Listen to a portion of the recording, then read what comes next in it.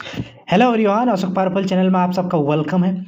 चलिए, साइंस का एग्ज़ाम जो आपका 8 मार्च को होने वाला है, उसको देखते हुए, उस डेट को देखते हुए मैं आप सभी के समक्ष बहुत ही मोस्ट एमसीक्यू क्वेश्चन और सब्जेक्टिव क्वेश्चन दोनों लेकर आ रहा हूँ।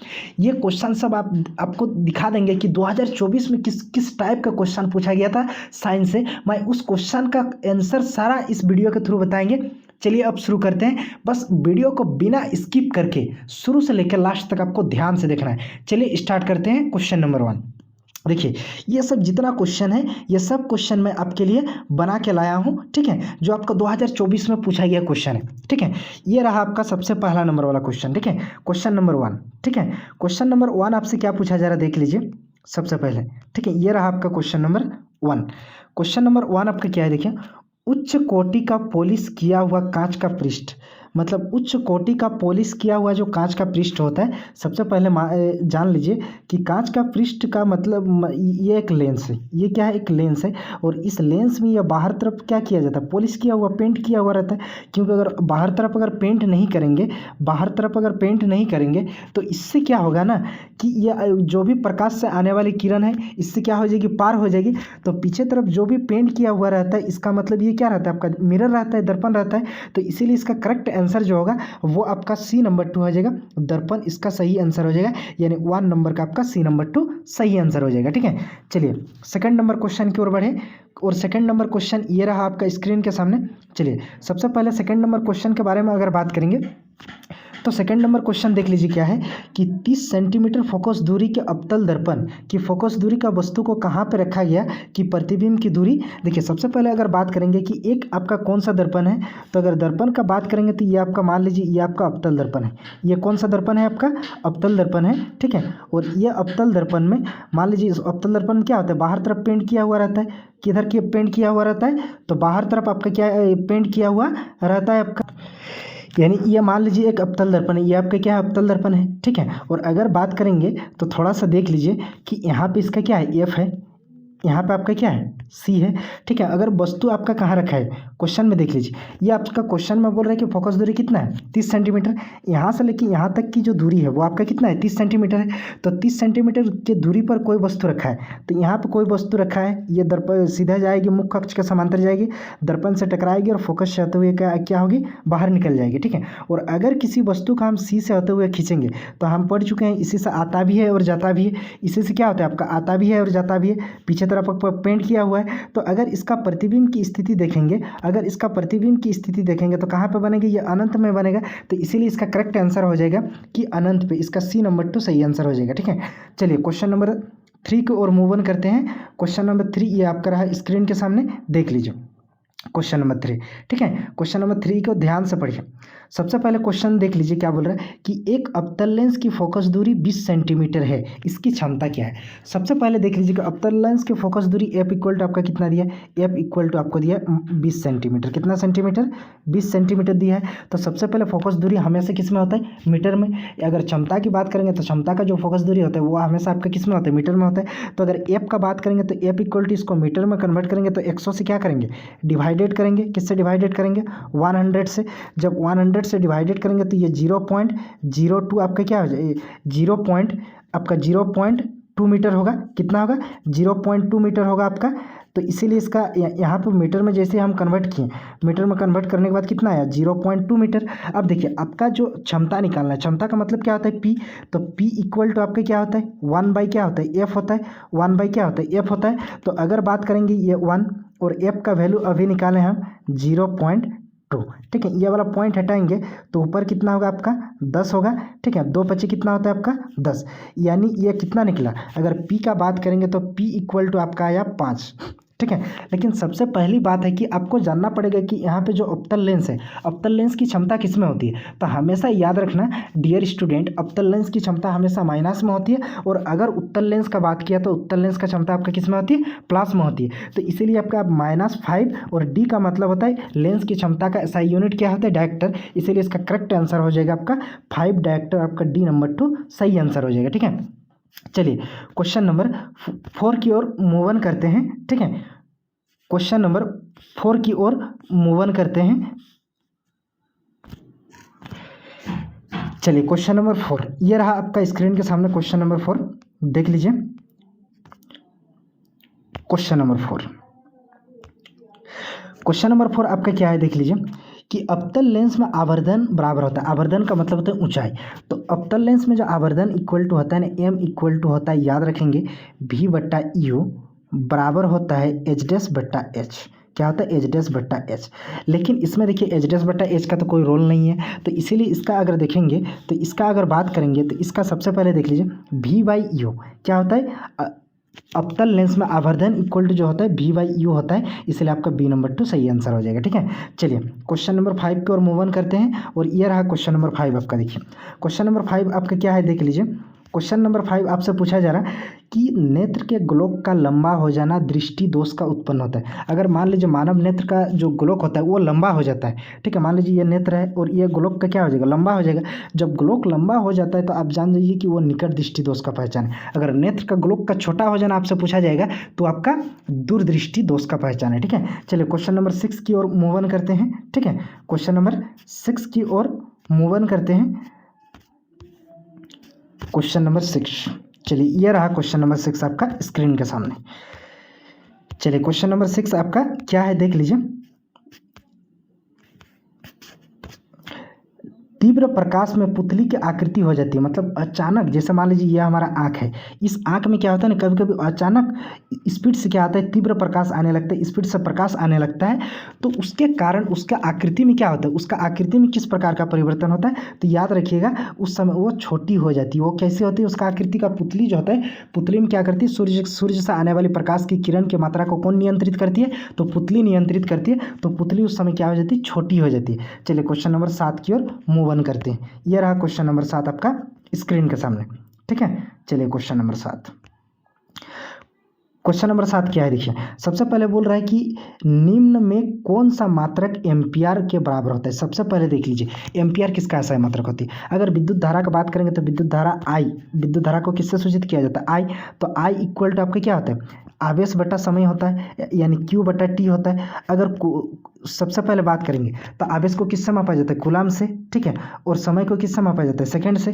तो ये आपका क्या हो गया, कूलाम पर सेकंड, यानी कूलाम पर सेकंड का ऐसा यूनिट क्या है, एम्पियर है। क्योंकि विद्युत धारा का एक साइंटिस्ट ने खोज किया था जिसका नाम है आद्रमेरी एम्पियर, या फिर आप बोल सकते हैं कूलाम पर सेकंड। तो ये इसका करेक्ट आंसर हो जाएगा कूलाम पर सेकंड, जो आपका ए नंबर में सही आंसर दिया है। ठीक है, इसलिए ए ऑप्शन जो करेक्ट हो जाएगा। ठीक है, चलिए क्वेश्चन नंबर 8 की ओर मूव ऑन करते हैं। ये रहा क्वेश्चन नंबर 8 आपका स्क्रीन के सामने। ठीक है, ये रहा क्वेश्चन नंबर 8 आपका स्क्रीन के सामने। ठीक है, क्वेश्चन नंबर 8 क्या है, थोड़ा सा पहले वाला क्वेश्चन में देख लीजिए, ये वाला क्वेश्चन में, इसका नीचे है, देख लीजिए क्वेश्चन नंबर 8। क्वेश्चन नंबर 8 आपसे क्वेश्चन में पूछा जा रहा है कि यदि 1 ओम के 10 प्रतिरोध समांतर क्रम में संयोजित हो तो उनका परिणामी प्रतिरोध कितना होगा। मतलब आप इतना जान लीजिए कि R1 बराबर R2 बराबर R3 बराबर R4, ऐसे करके करके करके R10 तक जो वैल्यू दिया है वो है आपका 1 ओम। कितना ओम है, 1 ओम करके है। और इसको कौन सा क्रम में जोड़ेंगे, तो समांतर क्रम में। समांतर क्रम में फॉर्मूला क्या होता है, 1/R इक्वल टू, आप पढ़ चुके हैं कि 1/R1 प्लस 1/R2, ऐसा करके आपके क्या होता है, फार्मूला होता है। तो अगर इन सबको 1/1 प्लस 1/1 प्लस 1/1 प्लस ऐसे करके 10 बार जोड़ेंगे तो फाइनली आपका कितना आएगा, 10 ओम आएगा। कितना ओम आएगा, 10 ओम आएगा। ठीक है, 10 ओम का मतलब देखो फाइनली क्या आएगा आपका 10 बटा आपका क्या होगा 1, और इधर 1/R। ठीक है, क्रॉस क्रॉस गुना करेंगे तो अब देखिए क्रॉस क्रॉस गुना करेंगे तो आपका क्या हो जाएगा, 10R बराबर आपका कितना हो जाएगा 1, और R इक्वल टू अगर बात करेंगे तो 1/10। तो इसीलिए इसका करेक्ट आंसर हो जाएगा 1/10 ओम, जो आपका डी नंबर में सही आंसर दिया है। इसलिए D option is correct answer. ठीक है, चलिए क्वेश्चन नंबर 9 की ओर मूव ऑन करते हैं। और ये रहा आपका क्वेश्चन नंबर 9। चलिए क्वेश्चन नंबर 9 को पढ़ते हैं सबसे पहले। क्वेश्चन नंबर 9 देखिए, ये बहुत ही मजेदार क्वेश्चन है। आपका क्वेश्चन में क्या पूछा जा रहा है, एक क्षैतिज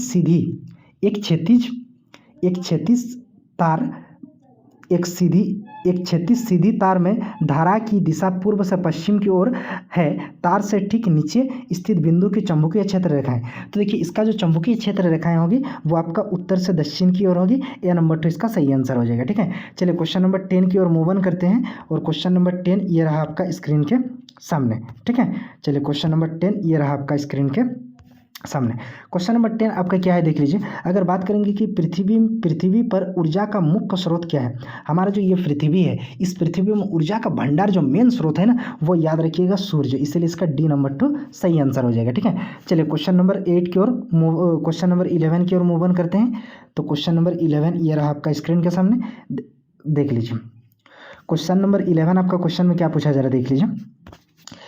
Zn plus CuSO4 it gives क्या है, ZnSO4 प्लस Cu किस प्रकार की अभिक्रिया है। तो सबसे पहले देखिए कापर सल्फेट के सॉल्यूशन में से कापर को क्या कर दिया, विस्थापित कर दिया और जिंक सल्फेट बना लिया। तो ये आपका विस्थापन अभिक्रिया है, सी नंबर 2 आपका सही आंसर हो जाएगा। ठीक है, चलिए क्वेश्चन नंबर 12 की ओर मूव ऑन करते हैं। ठीक है, और क्वेश्चन नंबर 12 ये रहा आपका स्क्रीन के सामने, देख लीजिए।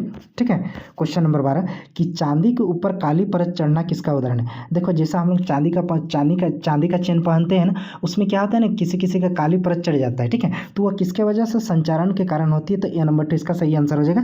चलिए क्वेश्चन नंबर 13 की ओर मूव ऑन करते हैं। ठीक है, क्वेश्चन नंबर 13 की ओर मूव ऑन करते हैं। ये रहा क्वेश्चन नंबर 13 आपका स्क्रीन के सामने, देख लीजिए।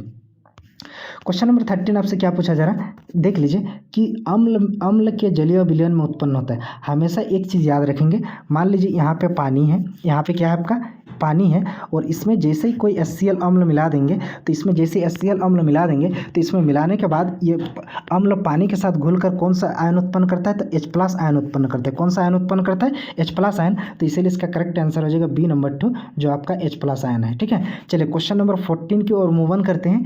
क्वेश्चन नंबर 14 की ओर मूव ऑन करते हैं। ये रहा क्वेश्चन नंबर 14 आपका स्क्रीन के सामने। ठीक है, चलिए क्वेश्चन नंबर 14 आपका क्या है देख लीजिए। ये आपका मोस्ट इंपॉर्टेंट क्वेश्चन है। क्या पूछा जा रहा है कि विरंजक चूर्ण का रासायनिक सूत्र क्या होता है। जो भी विरंजक चूर्ण है उसका रासायनिक सूत्र क्या होता है, तो कैल्शियम ऑक्साइड क्लोरीन होता है। ठीक है, तो आपका CaOCl2 आपका सी नंबर 2 सही आंसर हो जाएगा। ठीक है, चलिए क्वेश्चन नंबर 15 की ओर मूव ऑन करते हैं। और ये रहा आपका क्वेश्चन नंबर 15।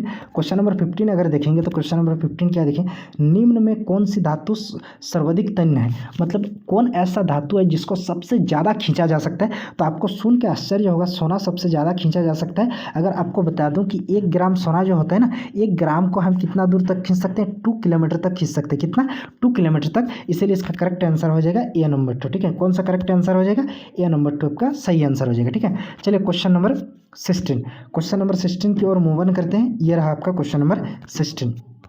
ठीक है, चलिए क्वेश्चन नंबर 16 का अगर बात करेंगे तो इसमें ध्यान दीजिए, धातुओं की क्रियाशीलता का सही क्रम है, मतलब धातु का जो क्रियाशीलता है उसको सही क्रम में सजाया गया है। ठीक है, तो याद रखेंगे सबसे उच्च अभिक्रियाशील धातु होता है पोटेशियम, लेकिन पोटेशियम तो ऑप्शन में है नहीं, क्या नहीं है, तो उसके सोडियम है, सोडियम सबसे ज़्यादा है। ठीक है, उससे कम कौन है, मैग्नीशियम है, फिर उससे कम कौन है, Zn है, और सबसे कम कौन है, Cu है। तो इसीलिए इसका सही आंसर हो जाएगा आपका डी नंबर 2 सही आंसर हो जाएगा। ठीक है, चलिए क्वेश्चन नंबर 17 की ओर मूव ऑन करते हैं। क्वेश्चन नंबर 17 ये रहा आपका क्वेश्चन नंबर 17। चलिए क्वेश्चन नंबर 17 आपका बहुत ही अच्छा क्वेश्चन है, देख लीजिए कि कार्बन की संयोजकता कितनी होती है। कार्बन का संकेत क्या होता है, C। इसका अगर इलेक्ट्रॉन परमाणु संख्या की बात करेंगे तो 6। इसका इलेक्ट्रॉनिक विन्यास करेंगे तो आपका क्या आएगा, इसका इलेक्ट्रॉनिक विन्यास करेंगे तो 2 और कितना होगा, 4। तो अगर संयोजकता इलेक्ट्रॉन का बात करेंगे तो बाहर वाला ऑर्बिट में कितना है, 4 है। तो कार्बन की संयोजकता इलेक्ट्रॉन कितना हो जाएगा, 4, जो आपका सी नंबर वाला ऑप्शन में दिया है। ठीक है, चलिए क्वेश्चन नंबर 18 की ओर मूव ऑन करते हैं। ठीक है, क्वेश्चन नंबर 18, चलिए ये रहा क्वेश्चन नंबर 18। देखिए लंबी श्रृंखला वाला कार्बोक्सिलिक अम्ल के सोडियम लवण को क्या कहते हैं, तो इसे साबुन कहा जाता है। बच्चा को पता है, तो इसीलिए इसका करेक्ट आंसर हो जाएगा बी नंबर 2। इसका करेक्ट आंसर कौन सा हो जाएगा, बी नंबर 2 हो जाएगा। ठीक है, चलिए क्वेश्चन नंबर 19 की ओर मूव ऑन करते हैं। और क्वेश्चन नंबर 19 ये रहा आपका स्क्रीन के सामने, देख लीजिए। अगर क्वेश्चन नंबर 19 का बात करेंगे तो ये ध्यान दीजिए कि सिलिकॉन आधुनिक आवर्त सरणी, मतलब सिलिकॉन जो है ना, सिलिकॉन आधुनिक आवर्त सारणी के किस वर्ग में आता, तो सिलिकॉन आधुनिक आवर्त सारणी के किस वर्ग में आता है, तो याद रखिएगा वो 14, यानी सी नंबर 2 करेक्ट आंसर हो जाएगा, यानी 14 में आता है। ठीक है, चलिए क्वेश्चन नंबर 20 की ओर मूव ऑन करते हैं। और ये रहा क्वेश्चन नंबर 20 आपका, देख लीजिए। अगर 20 नंबर का अगर बात करेंगे तो 20 नंबर वाला क्वेश्चन देख लीजिए आप, क्या पूछा जा रहा है कि आधुनिक आवर्त में आवर्त नंबर 2 में कितने तत्व आता है। तो याद रखना कि आवर्त नंबर 2 में हमेशा 8 तत्व आता है, सबको काउंट करेंगे तो आपका कितना आएगा, 8 आएगा। ठीक है, चलिए क्वेश्चन नंबर 21 की ओर मूव ऑन करते हैं। ठीक है, क्वेश्चन नंबर 21 की ओर मूव ऑन करते हैं। हैं, और 21 की ओर इधर देखिए, ये सब आपका बायो का क्वेश्चन है। किसका क्वेश्चन है? बायो का क्वेश्चन है। चलिए, सबसे पहले विषमपोषी जीव में उत्तरजीविता का प्रत्यक्ष या परोक्ष रूप से आश्रित रहते हैं। तो कोई भी जो विषमपोषी रहता है वो प्रत्यक्ष या परोक्ष रूप से जो डिपेंड रहता है वो हरे पौधे के संपोषी पोषण पर निर्भर रहता है, इसीलिए इसका डी नंबर 2 सही आंसर हो जाएगा। ठीक है, चलिए क्वेश्चन नंबर 22 की ओर मूव ऑन करते हैं, और 22 ईयर आपका स्क्रीन के सामने देख लीजिए। अगर 22 का बात करेंगे तो देखिए, पौधे के वायवीय भागों में जल के वाष्प के रूप में निकलने की प्रक्रिया।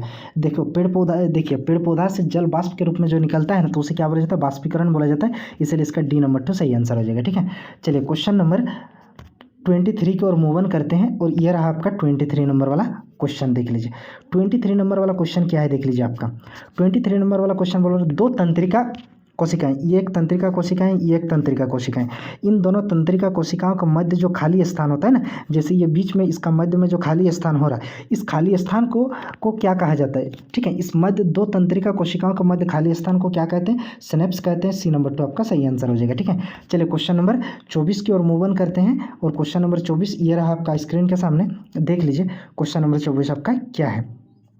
क्वेश्चन नंबर 24 आपसे पूछा जा रहा है कि मानव में वृद्धि एवं चतुराई का केंद्र होता है। मतलब मानव में दिमाग यानी इंटेलिजेंट, और चतुराई का मतलब होता है क्लेवर, चालाक का जो केंद्र होता है वो सेरिब्रम होता है, इसलिए ए नंबर 2 इसका सही आंसर हो जाएगा। ठीक है, चलिए क्वेश्चन नंबर 25 की ओर मूव ऑन करते हैं, और यह रहा आपका क्वेश्चन नंबर 25। क्वेश्चन नंबर 25 का अगर बात करेंगे, अंडाणु निषेचन होता है, तो हमेशा याद रखना अंडाणु का जो निषेचन होता है वो होता है फैलोपियन नालिका में होता है, इसलिए इसका डी नंबर 2 सही आंसर हो जाएगा। ठीक है, चलिए क्वेश्चन नंबर 26 की ओर मूव ऑन करते हैं, और ये रहा आपका क्वेश्चन नंबर 26। ठीक है, क्वेश्चन नंबर 26 क्वेश्चन को पढ़िए। आपका सबसे पहले क्या पूछा जा रहा है? क्वेश्चन नंबर 26 बोल रहे हैं, नर युग्म और मादा युग्म के संयोजन से बनता है। हमेशा नर और मादा इन दोनों से क्या मिलता है? इन दोनों को जब मिलाते हैं तो उससे क्या बनता है? युग्मनज बनता है। क्या बनता है? युग्मनज। तो इसलिए इसका ए नंबर 2 सही आंसर हो जाएगा। ठीक है, 26 का। अब 27 नंबर की ओर मूव ऑन करते हैं, क्वेश्चन नंबर 27।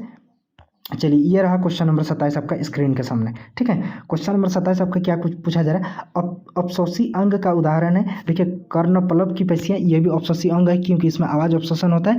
पुच्छ कोशिकाएं, इससे भी अपशोषी अंग होता है। निषेचन पटल, इससे भी होता है। तो इनमें से सभी आपका करेक्ट आंसर हो जाएगा। डी नंबर 2 आपका सही आंसर हो जाएगा। ठीक है, चलिए क्वेश्चन नंबर 28 की ओर मूव ऑन करते हैं, और क्वेश्चन नंबर 28 ये रहा आपका स्क्रीन के सामने, देख लीजिए। किसी जीव के विशेषक पर किसका प्रभाव पड़ता है? कोई भी जीव जंतु जब उत्पन्न होता है तो उसमें सबसे ज़्यादा जो प्रभाव पड़ता है वो मॉम और डैड, यानी केवल पितृक डीएनए और केवल मातृक, मतलब पिता और माता दोनों का। इसलिए ए और बी दोनों आंसर हो जाएगा। सी नंबर 2 आपका सही आंसर हो जाएगा। ठीक है, चलिए क्वेश्चन नंबर 29 की ओर मूव ऑन करते हैं, और ये रहा आपका क्वेश्चन में 29 नंबर क्वेश्चन।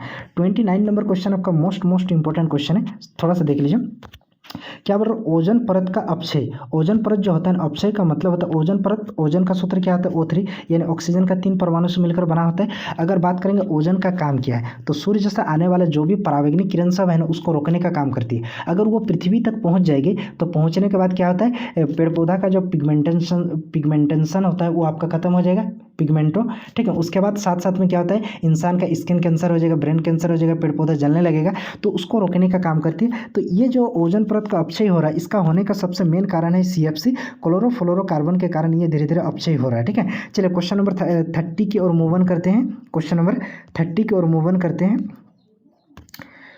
ये रहा क्वेश्चन नंबर 30। ठीक है, चलिए क्वेश्चन नंबर 30 को थोड़ा जूम कर लेते हैं। आपका देख लीजिए, यह है क्वेश्चन नंबर 30।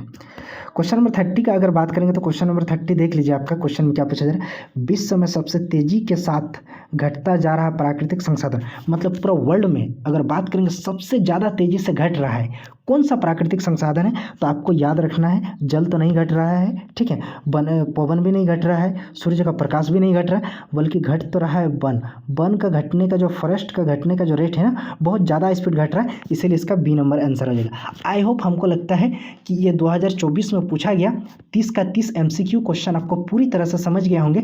चलिए मैं आप सभी के लिए बहुत ही गॉनशॉट लेकर आ रहा हूँ, पूरा केमिस्ट्री का एकदम मतलब पूरा निचोड़ के ला रहा हूँ, और मिलते हैं तब तक के लिए। जय हिंद, थैंक यू।